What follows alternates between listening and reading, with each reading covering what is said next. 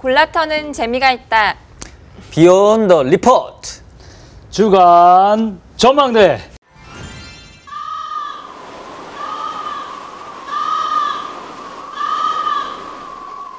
오늘 오프닝이 평소와 좀 달라서요. 좀 방송을 보는 시청자 여러분들께서 당황하실 수도 있는데요. 100회 특집으로 제가 임시로 오늘 진행을 맡아서 진행해 보겠으니까 잘 좀 부탁드리겠습니다.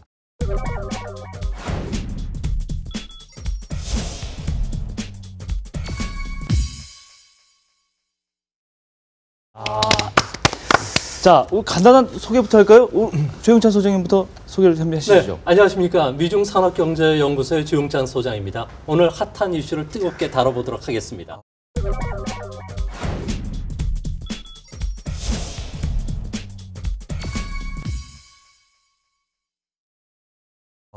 네. 성우님. 순서 없이 소개를 해주시죠. 네, 저는 비욘드 레포트의 중국 개건을 맡고 있는 하이투자증권 박석중 연구원입니다. 네. 만나서 반갑습니다.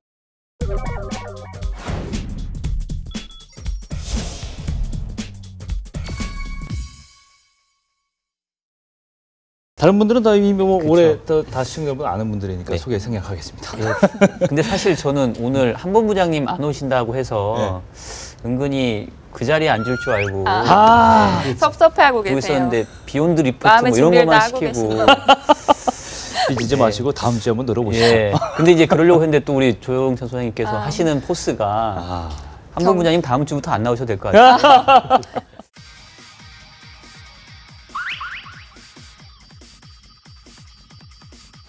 자, 그럼 이제 한번 넘어가 볼까요? 본격적으로. 작년에 글로벌 증시 가운데서요. 가장 높은 상승률을 보인 증시는 바로 중국 증시였어요. 다수의 전문가들이 중국 증시는 상승세가 계속될 것이다. 왜냐? 2,000부터 3,400까지 올랐던 힘을 받아서 그대로 밀고 올라갈 것이다. 여러 가지 거시경제 상황이 좋기 때문에 이렇게 해석을 하고 있는데 오늘 중국 증시 한번 세게 한번 털어보도록 하겠습니다. 자, 그럼 며칠 전에 발표된 중국 거시지표, GDP 지표 얘기 먼저 좀 해보겠습니다. 중국 경제 하면 당연히 연율로 10% 상승, 이거는 뭐 두 자릿수 상승은 상식적인 거였어요. 얼마 전까지만 해도. 옛날에는. 그렇죠. 예. 그런 것이 9%, 8%, 그리고 최근에 나왔던 작년 성장률이 7.4%. 이게 원래 7.5%가 중간 시장 컨센서스였는데 거의 맞춘 거라고 보는데 어쨌건 7.4%라는 거는 굉장히 낮은 수치란 말이죠. 7.4% 수치하는 이 수치에 대한 의미, 이거 한번 해석해 볼 필요가 있겠습니다. 네, 이번 그 중국 경제 지표를 보면 아무래도 통계 마사지를 했다는 흔적들이 종종 나타나게 되는데요. 이같이 보는 거는 아무래도 제조업에서 서비스 산업으로 이행하는데 여전히 높은 성장률을 나타냈다는 겁니다. 근데 특히 우리가 좀 주목하여서 볼 점은 아무래도 중국의 소비 위축이 상당히 심각하다는 겁니다. 중국 같은 경우 가보면 아무래도 1,000만 명 공무원들이 있는데요. 이 사람들 같은 경우에는 상공비라고 있습니다. 접대비라든지 차량 유지비 이런 것들이 되는데 이거와 관련해서 중국 정부가 통제가 좀 심해지면서 씀씀이가 줄어들었는데요. 특히 중국의 5성급 호텔에 저도 좀 찾아가 보면은 5성급 호텔이 어느 날 등급이 없어졌어요. 공무원들 접대를 5성급에서 못하게 하니까 4성급이나 아예 열애로 바꿔주면서 똑같은 서비스를 해주고요. 이거 중국이니까 가능한 얘기예요. 예, 그렇습니다. 비행기를 타면은 1등석이 없고요. 비즈니스석인데 1등석 요금을 받는 이런 그 희한한 일도 벌어지게 됩니다. 또 한 가지 중국의 가장 큰 작년의 이슈 중에 하나가 중국의 대기 오염이 심각하지 않습니까? 그렇죠. 그러면서 그렇죠. 중국 안에 많은 도시들이 자동차와 관련된 규제를 하고 있습니다. 근데 올해는 더 많은 도시들이 규제를 하게 되는데요. 우리가 잘 알고 있는 충칭시라든지 우한, 청두, 타이완 같은 경우 중국에서 이제 그 자동차와 관련해서 규제를 하고 있기 때문에 배기가스 규제요? 배기가스 규제뿐만 아니라 번호 등록판 규제도 합니다. 그래서 실제 규정이 들어갔군요. 예, 판매량이 이제 앞으로 줄어들 수밖에 없고요. 또 투자도 계속적으로 줄어드는 상황이기 때문에 앞으로 성장률 둔화는 계속 진행될 것으로 보여집니다. 조영찬 소장님 말씀하신 것 중에 가장 키워드라고 할 것 같으면 사실 규제예요. 중국이 이제 시진핑 정부 3주년이 됐지 않습니까? 이제 3년이 됐는데 이제부터는 규제를 세게 해서 내실을 다지겠다 이런 건데 그 내실을 다지면서 사실은 경제 성장률이 좀 꼬꾸라질 수가 있다. 이걸 다 같이 우려하는 거거든요. GDP 외에도 봐야 될 지표들 또 어떤 것들이 있을까요? 또? 네, 중국이 지금 1인당 GDP가 7,000달러를 돌파했습니다. 그런 측면에서 보면은 앞으로 우리나라도 7,000달러 돌파하고 10,000달러 가는 사이에 서비스 산업이 발전하면서 도소매라든지 유통과 관련된 새로운 산업들이 부각이 됐는데요. 이 때문에 중국 안에서도 보면 작년에 무려 2,275조 원 천문학적인 규모인데요. 전자 상거래 시장이 이제 폭발적인 성장을 하고 있고요. 그렇죠. 그 그림을 보시면요, 중국이 그 실제 고용 창출에 어떤 업종이 많이 해주느냐, GDP 생산을 어느 업종이 많이 해주느냐를 나타내는 그림인데요. 여기 보면은 도소매뿐만 아니라 공공관리라고 하는 철도나 수송 관련 서비스를 제공하는 쪽이 그 많은 인력이 창출되고 있고요. 리스나 정보통신, 문화, 여행 업종이 상위 수준을 차지하고 있습니다. 네. 이는 중국이 성장 동력이 자동차나 철강에서 이제 서비스 산업으로 바뀌었다는 건데요. 미국이 1950년대 제조업보다는 서비스 산업이 일자리 창출이 많고 그 기업을 고용 효과가 그렇죠. 좋죠. 고용 효과가 좋았는데 예. 그때 주가가 가장 많이 올랐던 종목이 3M이라든지 네. 그다음에 IBM 예. 그리고 월마트 같은 종목이었고요. 1970년대 일본이 그 가장 많은 일자리 창출했던 산업이 패밀리마트, 로손 등입니다. 중국도 이제 이런 그 흐름으로 전개가 된다는 거죠. 다른 각도에서 한번 생각을 해보셔야 되는 게 성장률의 방향성에 대해서 보셔야 됩니다. 그래서 작년도 마찬가지고 올해도 비슷한 수준의 경기 둔화를 이어갈 겁니다. 근데 7을 보는 시각이 달라져야 된다는 거죠. 한국은 아쉽습니다. 이 중국의 GDP 성장률 둔화가 어떤 베이스에 오냐, 투자 중심에서 둔화되고 있는 거거든요. 그러니까 중국의 중간재를 수출하는 한국으로서는 상당히 안 좋은 그림에서 둔화되니까 이 7이라는 숫자가 사실 아쉬운 겁니다. 하지만 G2의 경제의 7%는 이게 마사지를 운운하는 숫자가 아니라 낮은 성장률이 아니에요.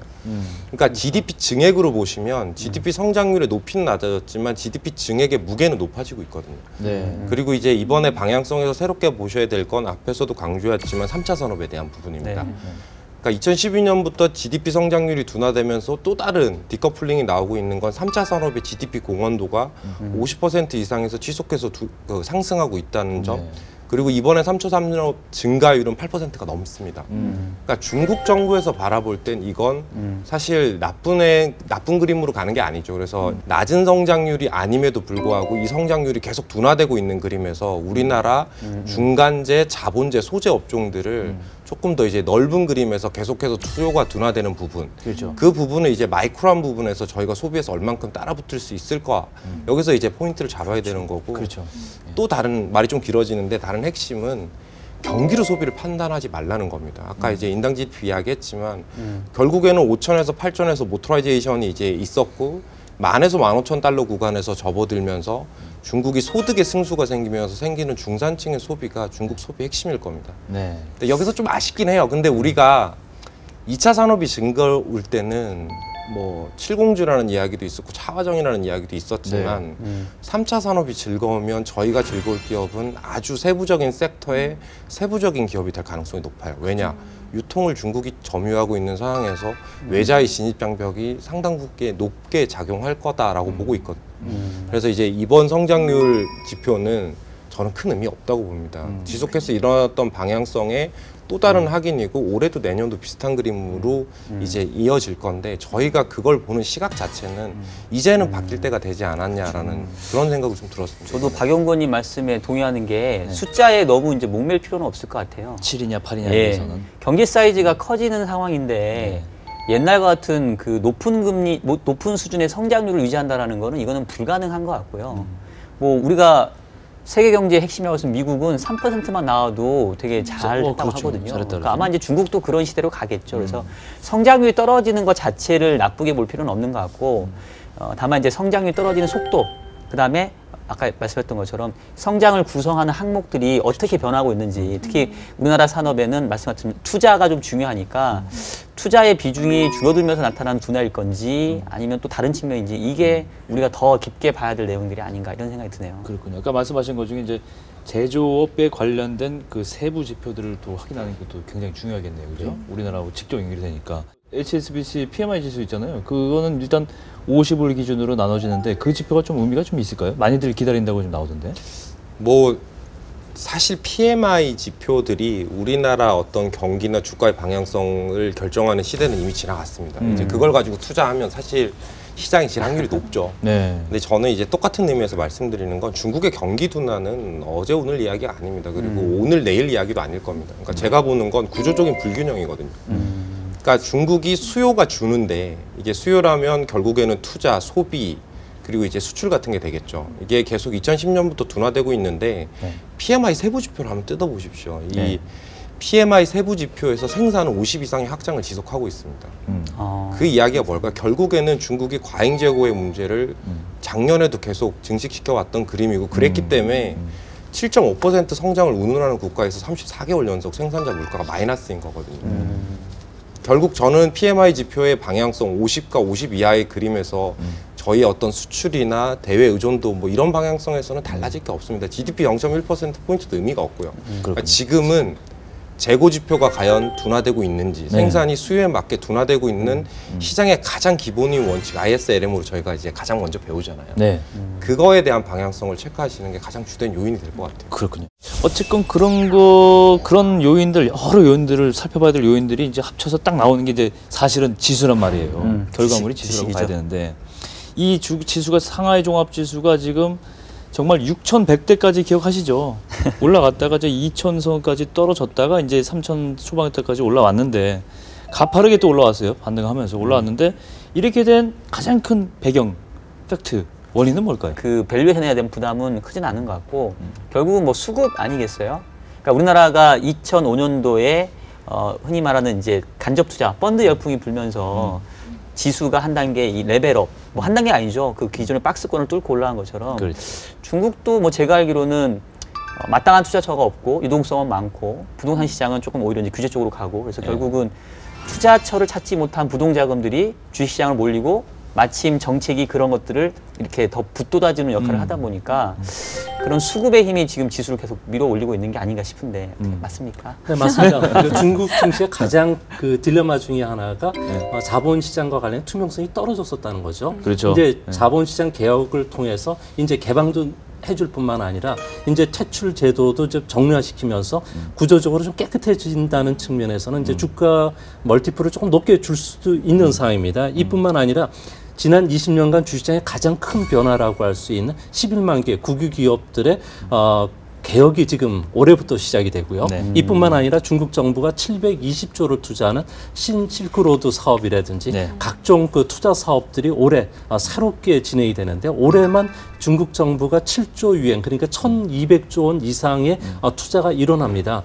이는 그 지난 2008년도에 국제금융위기가 나면서 4조 유엔과 비교해 보면은 상당히 많은 수치라는 것을 알 수가 있는데요. 이 때문에 중국 증시로 부동산에서 증시로 유입되는 자금이 올해 최소 500조 원에서 많게는 800조 원 정도가 유입될 것으로 보고 미리 지금 투자가들이 좀 그 선취매하는 이런 양상입니다. 그럼 부동산 시장이 안 좋은 것도 증시 호황의 좀 배경이 될 수도 있겠네요. 네, 당연히 그렇습니다. 부동산 그림자 자금이 금융의 그 옮겨가겠죠. 막대한 돈들이 부동산에서 이익을 못 보니까 증시 쪽으로 유입이 될 수밖에 없는 거죠.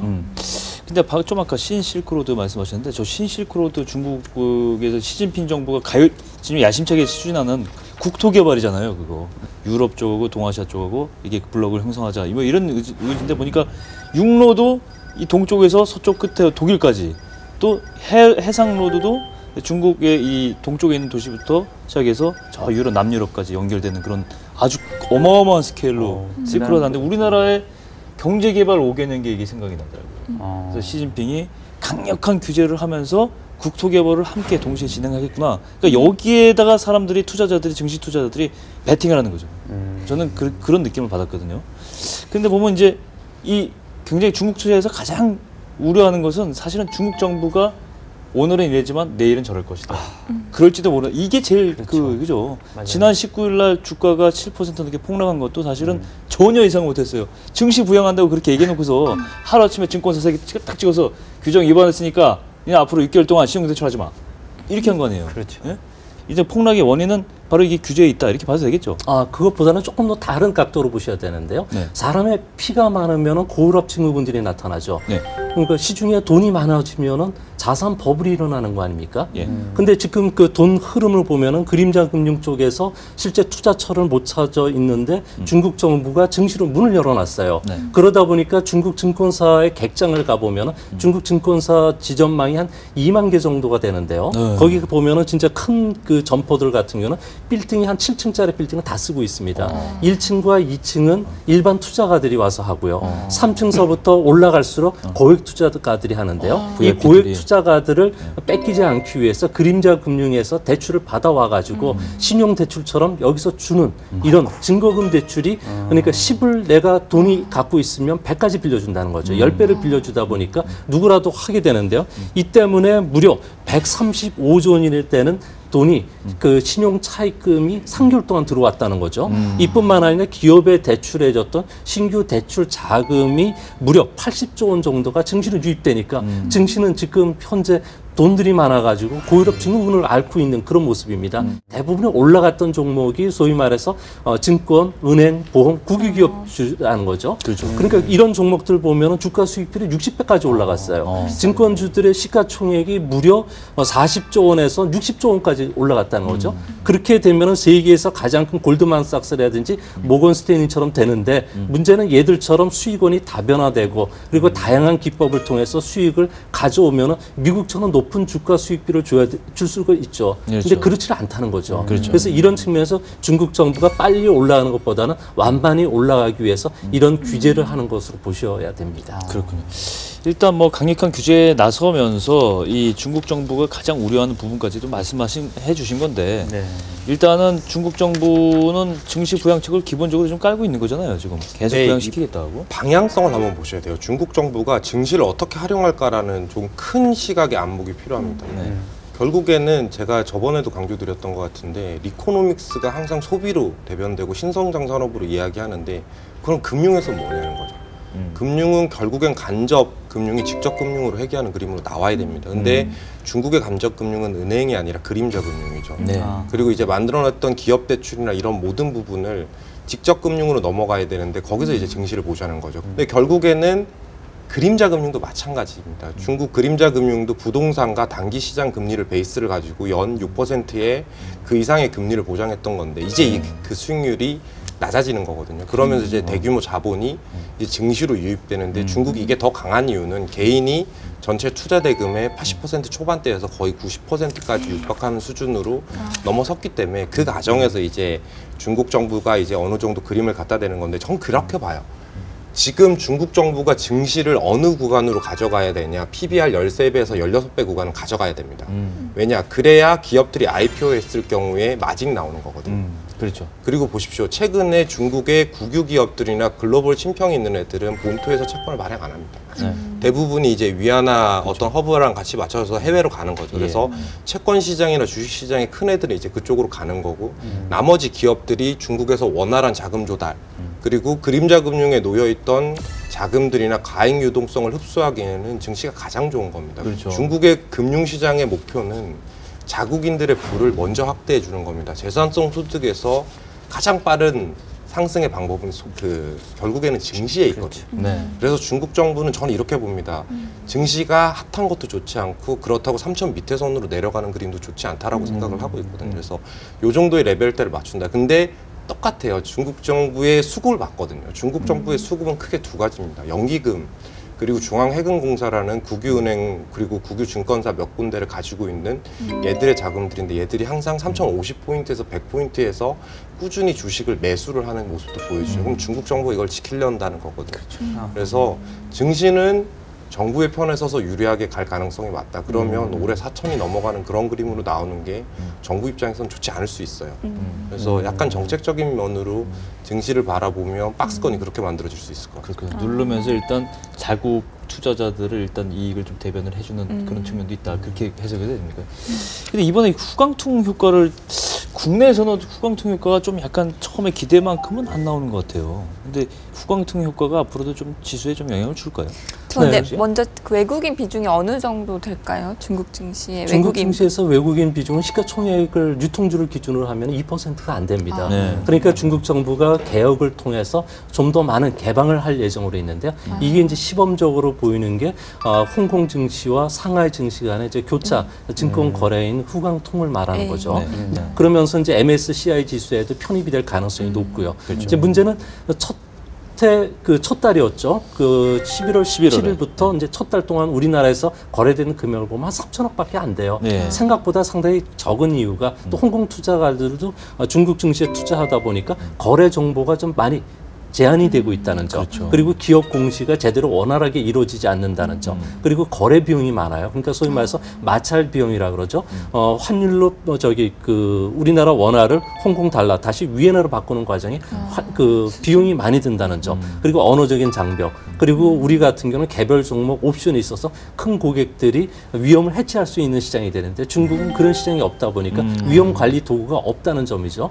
그런 측면에서 좀 적고 아직 뭐 한 3달밖에 안 됐어. 2달밖에 두 안 달이죠. 됐으니까 이제 좀 기다려봐야 되겠는데 청광통도 그렇고 아직 뭐 효과에 대해서는 미지수다 이렇게 봐야 되는데 오히려 그거보다는 좀 앞서 닥쳐 있는 국유기업 개혁이라든가 IPO 시장의 확대라든가 이런 것들을 좀 더 먼저 봐야 되는 거 아닌가요? 네, 그렇습니다. 가장 중요한 게 국유기업 개혁인데요. 네. 중국이 20년 증권시장 중에서 가장 큰 개혁이 올해 일어나게 됩니다. 이전까지 30년 동안 분할과 경쟁의 그 기업 정책이었다면 지금은 독점을 인정해주고요.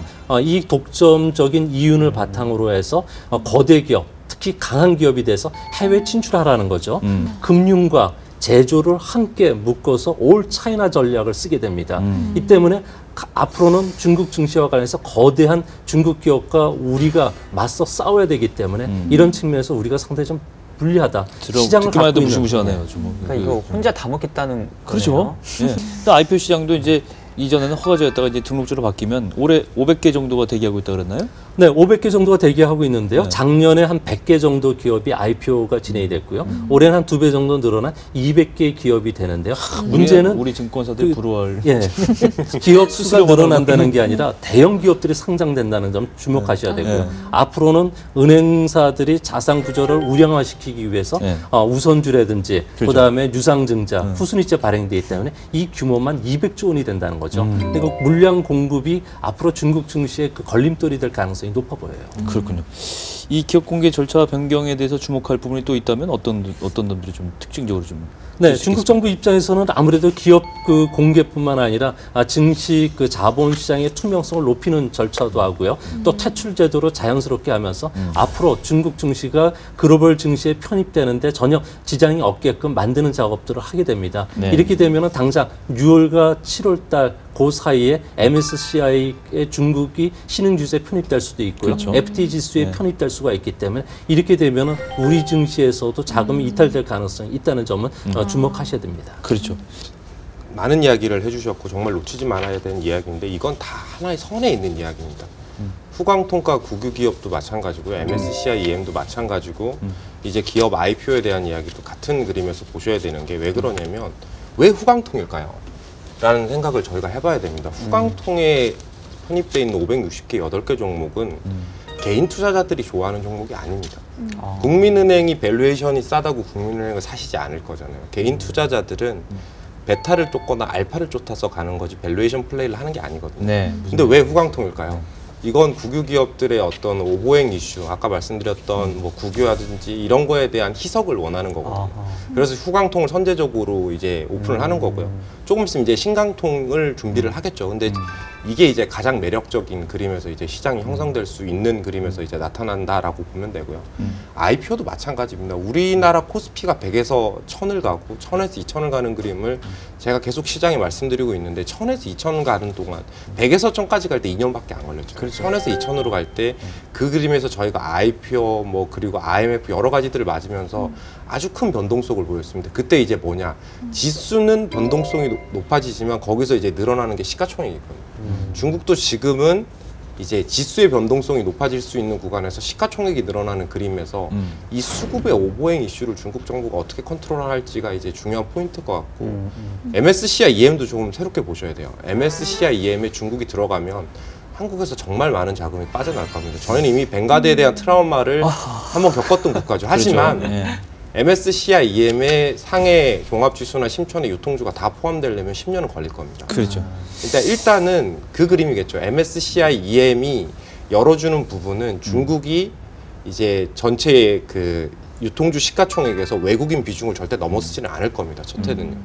그러면 맥스로 3%로 보셔야 될 거예요. 근데 MSCI 그 차이나 쪽에서 제가 이제 한번 그쪽 분들이랑 미팅을 할 수 있는 기회가 있었는데 올해 목표가 1% 정도로 나올 겁니다. 그리고 1%에서 좀 많이 봐서 2%가 들어간다고 하더라도 한국의 비중은 0.1%포인트 안 될 거예요. 물론 그 금액이 작은 금액은 아니지만 이제 중장기적인 그림에서 이제 중국의 어떤 수급에 대한 그림이 코스피에도 연결되는 그런 그림에서 저희가 이제 좀 펼쳐봐야 되겠죠. 자, 다시 이제 증시 전망을 좀 거시적으로 봐야 될 필요가 있는데 1분기 중국의 GDP 성장률 어떻게 봐야 됩니까? 하우스에서 뷰 있으세요? 네. 중국 GDP 전망치를 이제 적어내는데 사실 1분기는 더 안 좋은 그림으로 계속 보고 있습니다. 그리고 이제 제가 이제 판단하는 그림에서 가장 큰 그림이 뭐냐면 이제 턴어라운드 그림에서 1분기가 바닥의 의미를 가질 수 있냐 이렇게 이제 접근을 하는 게 더 맞을 것 같은데 그런 그림 단기 바닥은 가능하다. 결국에는 1분기에는 중국의 신규 대출의 거의 38%, 40%가 집중되는 구간이고 지금 중국의 이제 예대율이나 지준율에 의한 과거와는 좀 다른 통화의 확장 정책에서 1분기 통화를 늘릴 수 있는 룸 자체가 상당히 많이 있는 구간이고요. 그리고 이제 중국이 지키고 싶은 7% 성장률, 이건 이제 중국 정부 이야기를 들어봐야 되겠지만 그걸 본다면 SOC 투자가 실물과 연결되는 데는 1분기에서 2분기 간에 괴리가 있습니다. 그러면 적어도 1분기에 어떤 SOC 투자라든지 통화 정책에 대한 그런 그림에서는 그 확장적인 그림이 관철된다라고 보면 그러면 중국이 가장 어두운 구간이 바닥이 아닐까. 그래서 그때부터 이제 정책 변화의 그림에서 2분기를 이제 1분기보다 조금 좋게 보는 전략으로 가져가야 된다. 근데 결국에는 올해 국내 주가 뭐 자본재 소재를 결정하는 건 유가와 유로화의 방향성이지 중국 성장률의 방향성은 아닐 것 같아요. 이제 위안화 환율이 이제 또 중요한 시기가 왔어요. 이 중국의 증시를 보려면 아까 말씀하셨듯이 환율 문제이고 후광증도 환율 문제가 사실이죠. 환율은 어떻게 봐야 됩니까? 위안화 환율.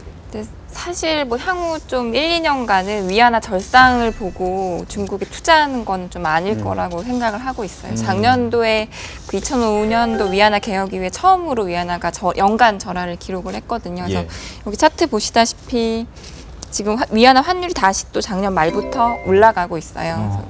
그래서 일단 뭐 경기 부양 측면이나 한머니 유출, 뭐 그다음에 부진한 경기를 좀 반영을 하면서 위안화가 약세 압력을 받을 것 같긴 한데 여기 보시면 이게 시장 환율이고요. 이게 중국 인민은행이 고시하는 고시 환율이에요. 그래서 일단은 환율은 올라가지만 그 중국 인민은행이 좀 누르고 싶은 그런 의지가 있는 것 같아요. 그래서 경상흑자나 뭐 이런 뭐 시장 안정의 의지들을 봤을 때 약간 거의 뭐 보합 수준에서 변동성에 좀 더 포인트를 맞춰야 되지 않나.